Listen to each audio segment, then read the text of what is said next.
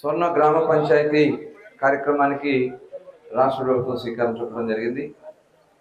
అందులో భాగంగా మన మచిలీపట్నం నియోజకవర్గంలో భోగిరెడ్డిపల్లి గ్రామంలో ఈరోజు ఈ కార్యక్రమాన్ని ప్రారంభించుకున్నాం.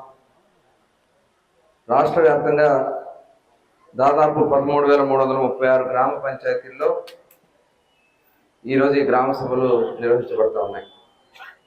మరి ఈ సందర్భంగా భోగిరెడ్డిపల్లి గ్రామంలో మనం ఈ కార్యక్రమాన్ని ఏర్పాటు చేసినటువంటి సందర్భంలో ఈరోజు మహాత్మా గాంధీజీ గారు గ్రామ స్వరాజ్యం కావాలి, గ్రామ స్వరాజ్యం ద్వారా దేశ ప్రగతి ఉంటుందని చెప్పి మొట్టమొదటి చెప్పినటువంటి వ్యక్తి మహాత్మా గాంధీ గారు.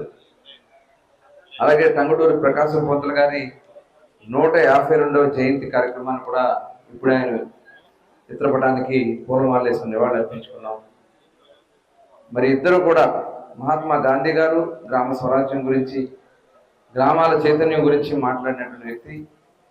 అలాగే టంగుటూరి ప్రకాశం పంతులు గారు మరి ఆ రోజున ఆయన రాజకీయాల్లో సాహసాలతో ఎవరికి భయపడకుండా పనిచేసినటువంటి వ్యక్తి, ఒక సామాన్యమైనటువంటి జీవితం గడిపినటువంటి వ్యక్తి టంగుటూరి ప్రకాశం పంతులు గారు. మరి వారిద్దరిని కూడా మనం స్మరించుకుంటూ ఈరోజు ఈ సభను ప్రారంభించుకోవడం చాలా ఆనందంగా ఉంది.